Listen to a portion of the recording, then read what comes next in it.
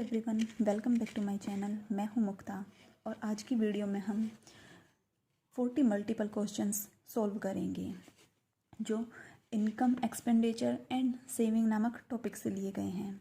ये सारे क्वेश्चन आपके टीजीटी, पीजीटी, एलटी ग्रेड और यूजीसी नेट एग्ज़ाम के लिए काफ़ी आपके हेल्पफुल रहेंगे।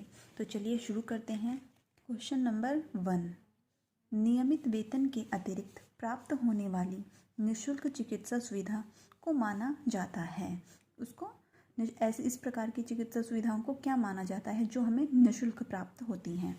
अनावश्यक आय, प्रत्यक्ष आय, अप्रत्यक्ष आय, अतिरिक्त आय। तो इस प्रकार की जो भी सुविधाएं हमें प्राप्त होती हैं जिनके लिए हमें कुछ भी पैसा देना नहीं पड़ता है, तो इस प्रकार की आय हमारी आती है अप्रत्यक्ष आय के अंतर्गत। सेकंड है, निम्नलिखित में से आप किसे बचत मानेगी? नंबर 1, उपलब्ध धन को तिजोरी में रख देना, महंगे वस्त्र खरीद लेना, यूटीआई की किसी योजना में धन जमा कर देना, आभूषण खरीदना। तो जो हमारे पास बचत है उसे बचत तभी माना जाता है जब हम उसे कहीं भी विनियोजित करते हैं, यानी कि किसी ऐसी चीज़ में लगाते हैं जिससे हमें उससे कुछ हमारी आय हो रही है बचत से भी, तो हम उसके लिए क्या करेंगे? यूटीआई की किसी योजना में उस धन को जमा कर देंगे जिससे हमें उस पर कुछ ब्याज भी मिलेगा और अतिरिक्त आय प्राप्त होगी। नेक्स्ट हमारा क्वेश्चन है क्वेश्चन नंबर 3, किसी चेक में बाएं कोने पर 2 समांतर रेखाएं खींच दी जाती हैं, तो वो किस प्रकार का चेक कहलाता है? वाहक चेक, क्रॉस चेक, यात्री चेक, ऑर्डर चेक। तो वह चेक कहलाता है क्रॉस चेक कहलाता है। नेक्स्ट नंबर 4 है, unit trust of India UTI योजना किस वर्ष प्रारंभ की गई थी? 1967 में, 1964 में, 1966 में, 1974 में। तो यूटीआई योजना जो प्रारंभ की गई थी वो 1964 में प्रारंभ की गई थी। क्वेश्चन नंबर 5 है, किसान विकास पत्र योजना है किससे संबंधित है? जीवन बीमा की योजना है, डाक खाने की योजना है, बैंक की योजना है, या इनमें से कोई नहीं है? तो किसान विकास पत्र जो योजना है वो सरकार के द्वारा चलाई जाती है और यह डाक खाने से संबंधित है। क्वेश्चन नंबर 6 है, निम्नलिखित में से कौन सी वस्तु पूंजी नहीं है? 10 का नोट, फैक्ट्री, भवन, टैक्सी, औजार। तो इनमें से जो पूंजी के अंतर्गत नहीं आएगी वह है हमारे औजार। क्वेश्चन 7, संचय का बचत खाता किसके लिए लाभप्रद है? श्रमिक वर्ग के लिए, वरिष्ठ नागरिकों के लिए, नौकरी करने वालों के लिए, स्कूल जाने वाले बच्चों के लिए। तो जो संचय का बचत खाता होता है वह स्कूल जाने वाले बच्चों के लिए होता है।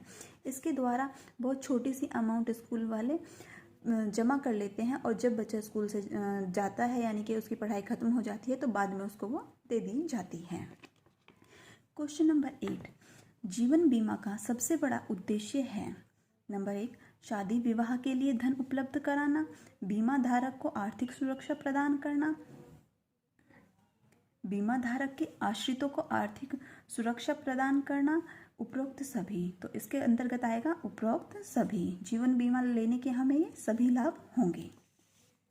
क्वेश्चन नंबर 9 है, पारिवारिक आय मुद्रा, वस्तुओं, सेवाओं तथा संतोष का प्रवाह है जो परिवार के अधिकार में आवश्यकताओं व इच्छाओं को पूर्ण करने व उत्तरदायित्व के निर्वाह हेतु आता है। यह परिभाषा किसके द्वारा दी गई है? मार्शल एवं स्मिथ के द्वारा, डगलस एवं रोमन के द्वारा, रॉस एवं वुडवर्थ के द्वारा। नंबर 4 है ग्रॉस एंड कैंडल के द्वारा। तो ये जो परिभाषा दी गई है वो ग्रॉस एंड कैंडल के द्वारा दी गई है। क्वेश्चन नंबर 10 है, बैंक से धन निकालने के लिए एक बुक दी जाती है, उसे क्या कहते हैं? तो बैंक से धन निकालने के लिए जो बुक दी जाती है उसको चेक बुक कहते हैं। क्योंकि जब हम बैंक से धन निकालते हैं तो जब पासबुक को लेके जाते हैं उसके साथ हमें एक स्लिप भरनी पड़ती है, लेकिन जब हम चेक बुक लेके जाते हैं तो केवल चेक दे देते हैं और उससे ही धन निकाल लेते हैं, तो वह बुक होती है चेक बुक होती है। नेक्स्ट हमारा क्वेश्चन नंबर 11 है, जिस चेक को कोई भी व्यक्ति भुना सकता है, जिसके पास वह चेक होता है, उस चेक को क्या कहते हैं? आदेशक चेक, रेखांकित चेक, वाहक चेक, गिफ्ट चेक। उस चेक को वाहक चेक कहते हैं। 12 है, जिस चेक में वाहक शब्द काट दिया जाता है उस चेक को क्या कहते हैं? आदेशक चेक कहते हैं, रेखांकित चेक कहते हैं, वाहक चेक कहते हैं या गिफ्ट चेक कहते हैं? तो ऐसे चेक को जिसमें वाहक शब्द काट दिया जाता है और जिसको हमें पैसा देना है वहाँ पर उसका नाम लिख दिया जाता है, तो ऐसे चेक को कहा जाता है आदेशक चेक कहा जाता है। क्वेश्चन 13 है, वह खाता जिसमें से दिन में चाहे जितनी बार धन को निकाल सकते हैं उसे कहते हैं बचत खाता, चालू खाता, सावधि खाता, शेयर। तो इस प्रकार का खाता जिसमें हम दिन में कई बार पैसे निकाल सकते हैं और कितनी ही बार पैसे जमा करते हैं वह चालू खाते के अंतर्गत आता है, जिसे करंट अकाउंट भी बोला जाता है। 14 है, अर्धनिश्चित व्यय कौन से होते हैं? जिन्हें घटाया बढ़ाया जा सकता है, जो निश्चित होते हैं, अन्य व्यय होते हैं या आकस्मिक व्यय होते हैं। तो अर्धनिश्चित व्यय वह व्यय होते हैं जिन्हें हम अपनी आवश्यकता के अनुसार घटा बढ़ा सकते हैं। नंबर 1 आएगा इसमें। क्वेश्चन 15 है, पारिवारिक व्यय को प्रभावित करने वाले कारक हैं। जो हमारे पारिवारिक व्यय होता है उसको प्रभावित करने वाले कारक, परिवार का स्तर, धन कमाने वालों का पेशा, परिवार का ढांचा, उपरोक्त सभी। तो इसमें आएगा उपरोक्त सभी। ये सारे ही कारक ऐसे हैं जो पारिवारिक व्यय को प्रभावित करते हैं। क्वेश्चन 16 है इसमें, जीपीएफ बचत किस प्रकार की बचत के अंतर्गत आती है? ऐच्छिक बचत के अंतर्गत आती है, अनिवार्य बचत के अंतर्गत आती है, अनैच्छिक बचत के अंतर्गत आती है या इनमें से कोई नहीं? तो जो जीपीएफ होता है वो अनिवार्य बचत के अंतर्गत आती है। जितने भी सरकारी कर्मचारी होते हैं उन्हें जीपीएफ में अपनी बचत का कुछ % पैसा जमा करना ही होता है। क्वेश्चन नंबर 17 है, सावधि जमा योजना कब शुरू की गई थी? 1971 में, 1970 में, 1969 में, 1968 में। तो सावधि जमा योजना शुरू की गई थी 1971 में। नेक्स्ट है इसमें 18 है, राष्ट्रीय बचत पत्र किसके द्वारा चलाई जाने वाली योजना है? डाकघर द्वारा, बैंक द्वारा, शेयर मार्केट द्वारा, इनमें से कोई नहीं।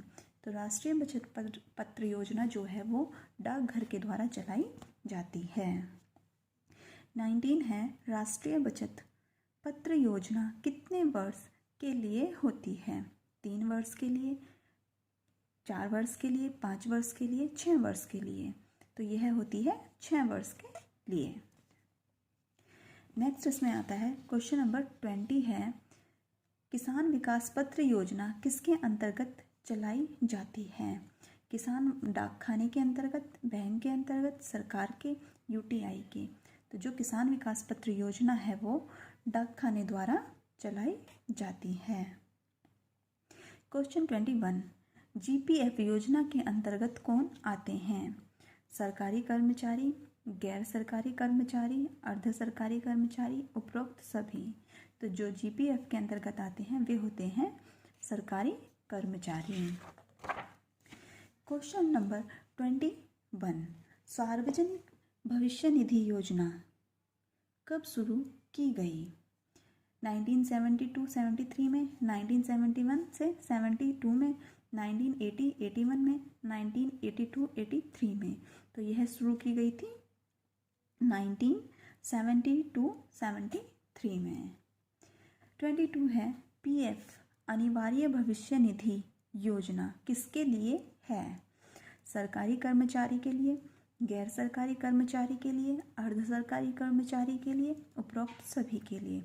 तो जो पीएफ योजना है वो सभी प्रकार के एम्प्लॉयज़ के लिए होती हैं, चाहे वे सरकारी हो या गैर सरकारी हो। क्वेश्चन नंबर 23, मजदूरी किस प्रकार की आय के अंतर्गत आती है? मौद्रिक आय के अंतर्गत, वास्तविक आय के अंतर्गत, मानसिक आय के अंतर्गत या फिर अप्रत्यक्ष आय के अंतर्गत? तो मजदूरी जो होती है वह मौद्रिक आय के अंतर्गत आती है। क्वेश्चन नंबर 24, स्टॉक रजिस्टर में विवरण होता है उपलब्ध सामग्रियों का सूचीपरक विवरण, सेकंड स्रोत, थर्ड बीजक, 4 क्रय की गई सामग्रियों की सूची। तो जो स्टॉक रजिस्टर होता है उसमें विवरण होता है क्रय की गई यानी कि खरीदी गई सामग्रियों की उसमें पूरी सूची होती है। क्वेश्चन नंबर 25, करेंसी नोट कहाँ बनते हैं? दिल्ली, नासिक, पटना, हैदराबाद। इसका सही आंसर है नासिक। क्वेश्चन नंबर 26, बुल एवं बियर शब्द संबंधित है शेयर बाजार से, बैंकिंग से, औद्योगिक संस्थाओं से, डाकघर से। तो बुल एवं बियर जो संबंधित है वह है शेयर बाजार से। क्वेश्चन नंबर 27, आयकर निम्न प्रकार का कर होता है? अप्रत्यक्ष कर, प्रत्यक्ष कर, मनोरंजन कर, जीएसटी। तो जो आयकर होता है वह प्रत्यक्ष कर होता है। क्वेश्चन नंबर 28, नॉन बैंकिंग प्रणाली के अंतर्गत आते हैं भारतीय जीवन बीमा, UTI, journal insurance of India, उपरोक्त सभी। तो जो इसके अंतर्गत आते हैं वह है journal insurance of India. Question number 29 है, देश का सबसे बड़ा वाणिज्यिक बैंक कौन सा है? HDFC, ICICI, SBI, RBI। तो जो सबसे बड़ा वाणिज्यिक बैंक है वह है SBI। क्वेश्चन नंबर 30, गरीबी रेखा की गणना की जाती है प्रति व्यक्ति आय के द्वारा, कुल पारिवारिक आय के द्वारा, कुल जायदाद के द्वारा, उपरोक्त सभी के द्वारा। तो जो गरीबी रेखा की गणना की जाती है वह प्रति व्यक्ति आय के द्वारा की जाती है। क्वेश्चन नंबर 31, भारतीय जीवन बीमा की स्थापना कब की गई थी? सितंबर 1956 में, जनवरी 1957 में, नवंबर 1958 में, अप्रैल 1955 में। तो भारतीय जीवन बीमा की जब स्थापना की गई थी वह की गई थी सितंबर 1956 में। क्वेश्चन नंबर 32, बालोपहार योजना, बाल विकास फंड योजना किस बैंक या संस्थाओं के अंतर्गत कार्य कर रही है? डाकघर, गैर सरकारी बैंक, राष्ट्रीय बैंक, जीवन बीमा निगम तथा भारतीय यूनिट ट्रस्ट। तो ये जो कर रही है ये जीवन बीमा निगम तथा भारतीय यूनिट ट्रस्ट के अंतर्गत कार्य कर रही है। क्वेश्चन नंबर 33 है, केंद्र सरकार के बजट के चालू खाते में व्यय की सबसे बड़ी मद है? किसानों की सब्सिडी, रक्षा व्यय, ब्याज भुगतान, सामाजिक योजना। तो सबसे बड़ा जो व्यय है वह है ब्याज भुगतान। क्वेश्चन नंबर 34, धोखाधड़ी से बचने के लिए किस चेक का प्रयोग करना चाहिए? वाहक चेक का, आदेशक चेक का, यात्रा चेक का या फिर रेखांकित चेक का। तो धोखाधड़ी से बचने के लिए हमेशा रेखांकित चेक का प्रयोग करना चाहिए। क्वेश्चन नंबर 35, बचत का मुख्य उद्देश्य है?